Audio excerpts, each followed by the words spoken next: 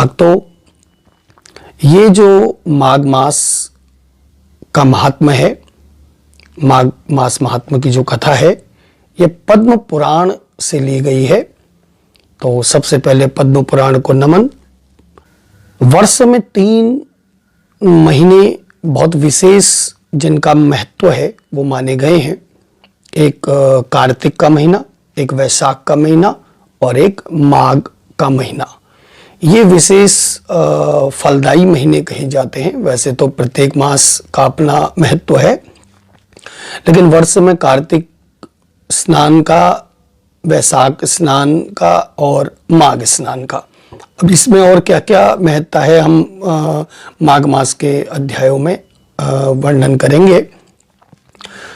तो मकर संक्रांति क्या है, सबसे पहले ये जाने। तो पूज्यपाद गोस्वामी तुलसीदास जी ने लिखा है कि माघ मकर गति रवि जब होई, तीरथ पति आव सब कोई, देव दनुज किन्नर नर श्रेणी, सादर मज्जहि सकल त्रिवेणी। माघ मकर गति रवि जब होई। तो माघ मास का आरंभ जो होता है हिंदू भारतीय मान्यता के अनुसार, हिंदू कैलेंडर के अनुसार, वो जिस दिन सूर्य मकर राशि पर प्रवेश करता है उसी दिन माघ का महीना हिंदी हिसाब से लग जाता है। तो माघ मास महात्म्य में मकर संक्रांति का बड़ा महत्व है। जैसा कि पूज्यपाद गोस्वामी जी ने भी लिखा है, माघ मकर गति रवि जब हुई, जब मकर राशि पर गति कर जाते हैं सूर्य देवता, तो उसी दिन से माघ का महीना लग जाता है। और इस माघ के महीने में प्रयागराज की बड़ी महिमा कही गई है। तीर्थों के राजा हैं प्रयाग, तीर्थों के गुरु हैं पुष्कर जी, और तीर्थों के जो राजा हैं वो हैं प्रयागराज, इसीलिए उनको प्रयागराज कहा जाता है। तो प्रयागराज त्रिवेणी अर्थात प्रयागराज, जहां पर तीनों नदियां गंगा यमुना सरस्वती का मिलन है, संगम है, तो वहां पर स्नान करने का बड़ा महत्व है। इसके पीछे कारण ये है कि कहते हैं कि पूरे वर्ष में जब सूर्य मकर राशि पर प्रवेश करते हैं, उससे लेकर और कुंभ राशि पर जिस दिन तक वो प्रवेश करते हैं, इस एक महीने में, वो चाहे जितने भी दिन में हो, तो उसमें सारे देव दनुज किन्नर नर श्रेणी, सादर मज्जहि सकल त्रिवेणी, इनको आदेश है कि ये माघ के महीने में सारे देवता, राक्षस, किन्नर, जितने भी सारे मनुष्य से ऊपर और मनुष्य से नीचे जितनी भी योनियां और बताई गई हैं, जितने भी देवी देवता, राक्षस, अन्य आदि आदि सिद्ध चारण, जो जिनका वर्णन बहुत है, वो सब आकर प्रयागराज में स्नान करते हैं। और वर्ष में इस एक महीने में, तो ये वर्ष का ये महीना अपने आप में धार्मिक रीति के अनुसार बड़ा प्रसिद्ध है कि इसमें सब एक जगह आकर स्नान करते हैं। देवी देवता, राक्षस, किन्नर, नर, ऋषि, मुनि आदि आदि, जब सब जो है इस प्रयागराज में आकर स्नान करते हैं।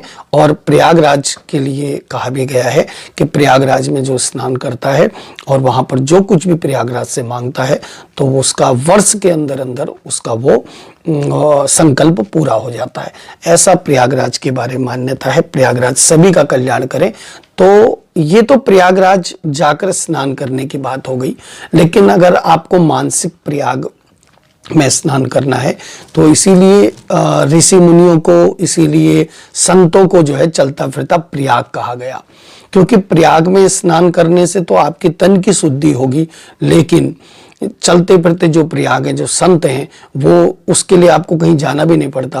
वो स्वयं आपके घर पर आकर आपको जो है मानसिक आपके मन का स्नान करा देते हैं, आपके मन को स्वच्छ कर देते हैं, निर्मल कर देते हैं। तो इसलिए उनको चलता फिरता प्रयाग कहा गया है। पूज्यपाद गोस्वामी जी ने संतों को चलता फिरता प्रयाग कहा है। तो संतों का मिलना इसीलिए कहा गया है, जीवन में बड़ा दुर्लभ है।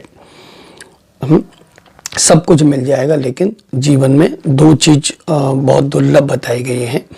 संत समागम हरि कथा तुलसी दुर्लभ दोई कहा गया है। संत समागम और भगवान की कथा, ये दोनों एक साथ मिलना बहुत दुर्लभ है।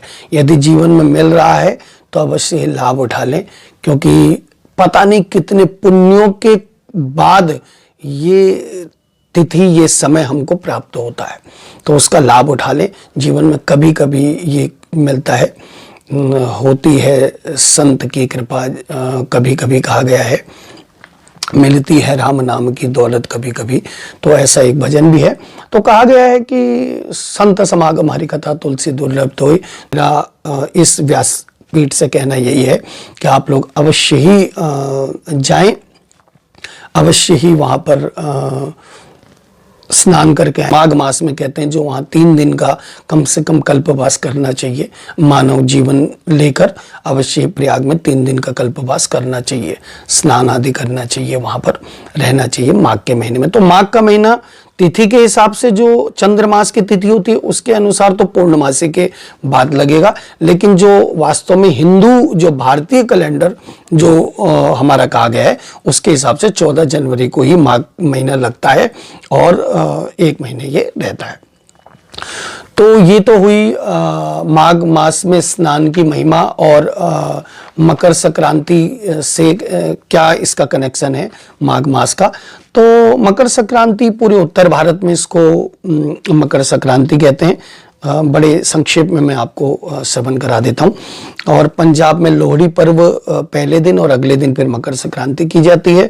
उत्तराखंड हमारे कुमाऊं में, चूंकि मैं देखो उत्तराखंड कुमाऊं से हूँ, तो वहाँ पर इसको उत्तरायणी कहा जाता है और 14 तारीख को और अगले दिन फिर 15 तारीख को घुघुतिया त्यार हमारे वहाँ किया जाता है।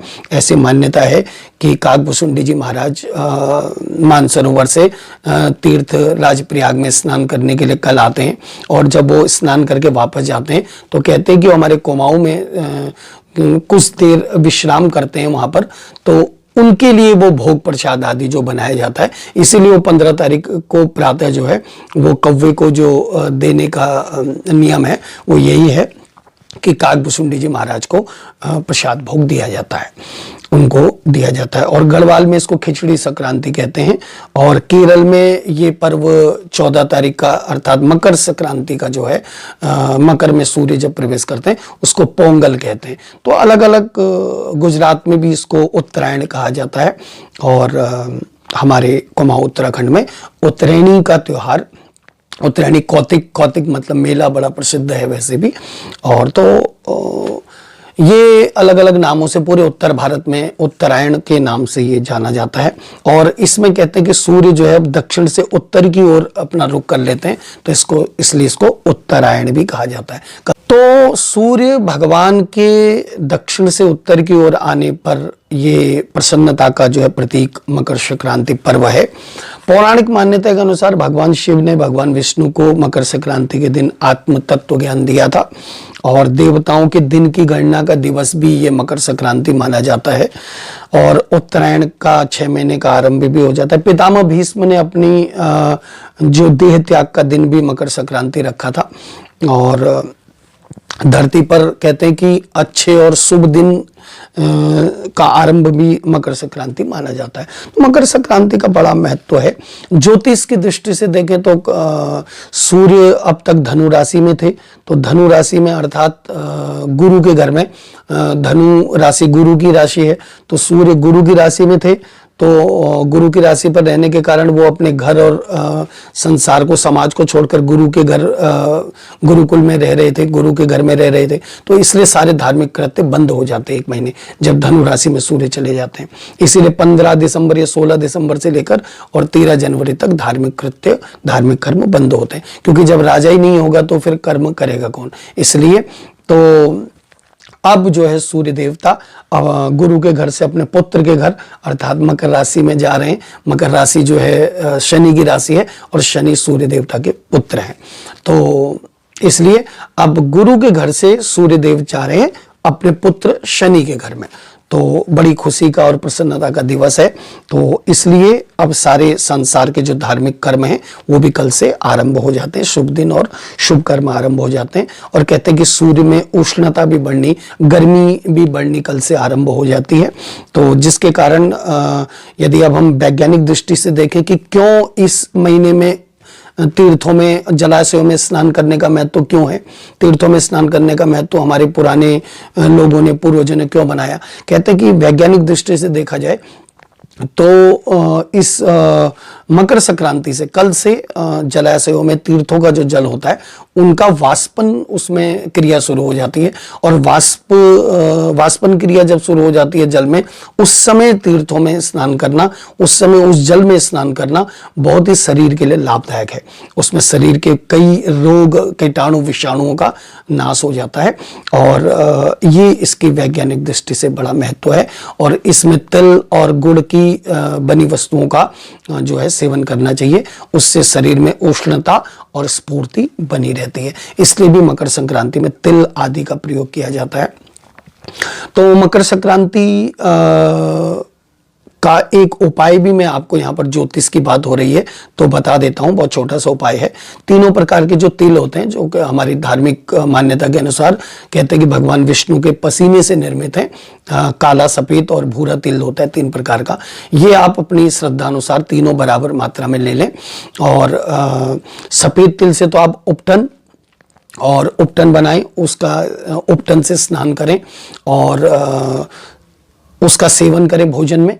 और जो काला तिल है उससे आप हवन करें, होम करें। और जो भूरा तिल है उसका आप दान करें। तो इस प्रकार ये तीनों प्रकार के तिल आप मिलाकर भी कर सकते हैं, हवन और दान। और उपटन और भोजन सेवन के लिए तो सफेद तिल उत्तम माना गया है। तो इस प्रकार आप स्वयं भी सेवन करें और दूसरे को भी दें। तो इस प्रकार इसलिए तिल का दान आदि महत्व बताया गया है कि भाई हम तो सर्दी से बचें और दूसरे को भी हम ऐसी तिल और गुड़ से बनी हुई वस्तुएं दें जिससे जरूरतमंद जिनको नहीं मिल पा रहे उनको भी मिल जाए, आपका दान हो जाए, दूसरे का कल्याण हो जाए। तो जीवन में इससे बड़ी प्रसन्नता की बात और क्या होगी।